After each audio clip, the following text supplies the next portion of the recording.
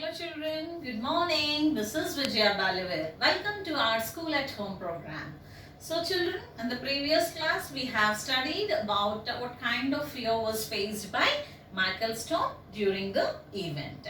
And he has taken deep breaths according to the advice of his mother. Like whenever he feels tensed or nervous, his mother used to give a beautiful advice, wonderful advice to Michael Stone, that was taking deep breaths. So as he was going to overcome, as he wanted to overcome his fear and he was going to run over with his fear, he has recollected the advice which was given by his mother, that is Mildred Stone. And what advice she has given? She has given an advice to take deep breaths. So he started taking deep breaths to come out of that fear. Now see what had happened. So he did. See children, page number 28. And last, from the bottom, second paragraph. So he did. Along with shaking the tension from legs, he gently laid his pole at his feet. He began to stretch out his arm and upper body. The light breeze that was once there was now gone.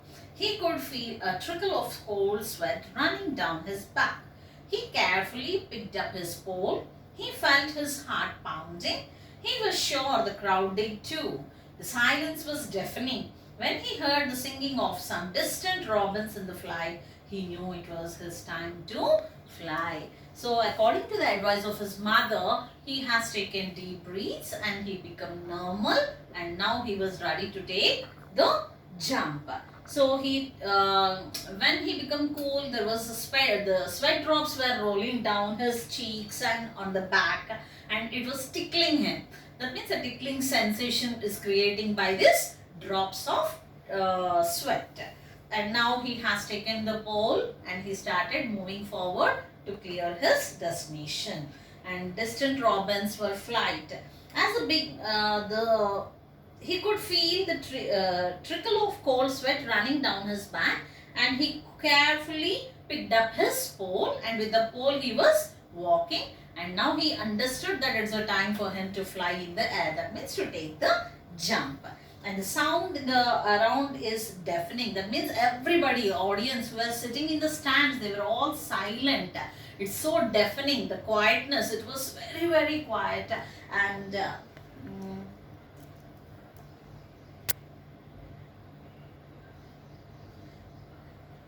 deafening. That means everybody was silent because they wanted to. They were also intense whether Michael could able to clear that or not, whether he is going to win that championship or not. That's why everybody was tensed and they were all quiet. They stopped talking with each other. They were all carefully observing Michael Stone. As he began sprinting down the runway, something felt wonderfully different, yet familiar. The surface below him felt like the country road he used to dream about. The rocks and chunks of dirt, the visions of the golden wheat field seemed to fill his thoughts. So now he took the pole and he ran and he started jumping into the air. When he was jumping into the air, it all lights, he feels like everything is known to him very, very well. That means these are all the stories, the impact of the stories told by his mother. She used to explain everything from the bird's eye view, I told you. So now he is like a bird. He was soaring in the wind. He was jumping in the air and he could able to see what's happening. How is the ground? It's all looking like a village atmosphere. And he was like the chunks of dirt, the visions of golden wheat fields, all he can able to imagine. These are all filled his thoughts. Now, when he took a deep breath, it happened. He began to fly. His takeoff was effortless. Michael Stone was flying just as in his childhood dreams. So he took the pole, he ran, and finally he jumped into the air. And his jump was like as if he's flying like a bird, and which he used to dream in his childhood. Only this time he knew he wasn't dreaming. It was real. Everything seemed to be moving in slow motion. The air around him was the purest and freshest he had ever sensed. Michael was soaring with the majesty of an eagle. So now he took the deep breath. He become cool. Now he has taken the pole and he started running, and finally he jumped into the air, and it all looks like he knows it very well, and he can feel the smell of a village atmosphere. He can see the golden wheat fields, everything. He can imagine everything what's happening down, and now it's everything is seen to be happening in slow motion, and he feels like he was a bird, and he dreamed himself like a bird flying in the air in his childhood. But now it's not a dream, it's a reality which is real, which is going to happen.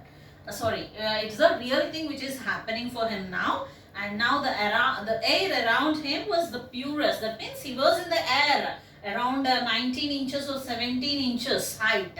So the air around him was pure and fresh, and he had never sensed that such kind of purest and freshest air.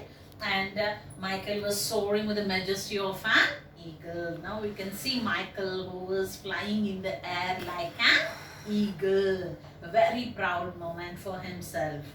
Then it was either the corruption of the people in the strands or the thump of his landing that brought Michael back to earth. On his back, with that wonderful hot sun on his face, he could only envision the smile of his mother's face. The smile on his mother's face. He knew his dad was probably smiling too, even laughing, but would always do that when he got excited, smile, and then sort of giggle. What he didn't know was that his dad was hugging his wife and crying. He was crying harder than Mildred had ever seen before. She also knew he was crying the greatest tears of all, the tears of pride. So it was either the eruption of the people in the strands and the thump of his landing that brought Michael back to earth. So he flied such a great height, and finally he came down, and when he came down he had heard the sounds of clapping from the audience, and then he just relaxed laying down on the ground, and the sun rays were falling on his face. Now he could envision means he could imagine what is happening with my father and mother. He was imagining that my mother might be laughing, or she might be having tears of happiness in her eyes, and my father might be hugging my mother and they both were smiling. Or sometimes my father always, when he is happy, he always smiles, and that smile slowly turns into giggling, a big kind of smile. A big smile is called as giggling. So he might be giggling now, or I have only one doubt whether my father is hugging my mother or not. Are they feeling very happy or not? Like that, he was imagining all these thoughts are occupied in her. All this, his mind was occupied by all such kind of thoughts. Then, so what is happening exactly here? That would always do when he got excited, smile, and then sort of giggle. What he didn't know was that his dad was hugging his wife and crying.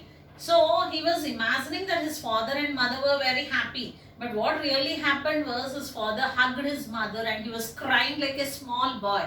Why was he crying? Anything bad? No. These tears are purely the tears of happiness, which Bert had never cried. And Mildred had never seen her husband crying like that, like a small boy or a small kid.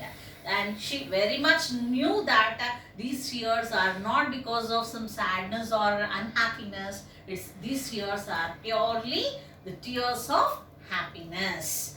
Then, and not only tears of happiness, they were the tears of pride, because their son achieved the greatest victory, that is, he became the national junior champion. That means in Olympics he became the national champion in pole vaulting.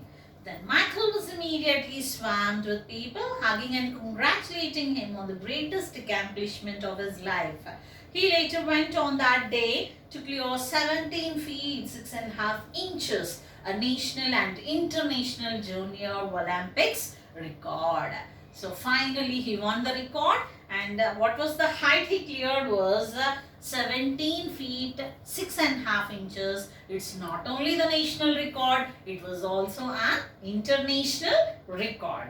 So such was the greatest accomplishment, such was the greatest victory, such was the greatest success of Michael Stone. So all the people, audience who were sitting in the stands, they all came to the ground and they started hugging him, congratulating him, and they were all, he was crowded by the people who were congratulating him and hugging him. And this was the championship which was won by Michael Stone. With all the media attention and heartfelt congratulations, Michael's life would never be the same.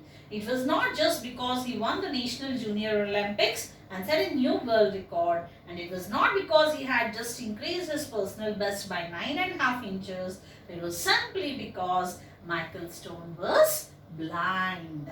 So he got such kind of love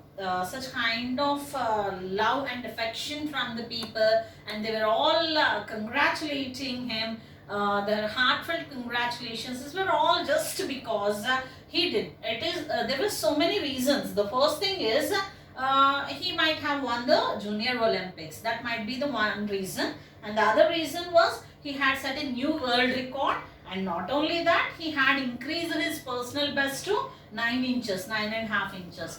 Because of all these things, people are not congratulating Michael Stone. Just he was blind, and being blind, he was able to clear the National Olympics, National Junior. He got the medal in National, he won the National Junior Olympics in pole vaulting. That was the greatness of Michael Stone.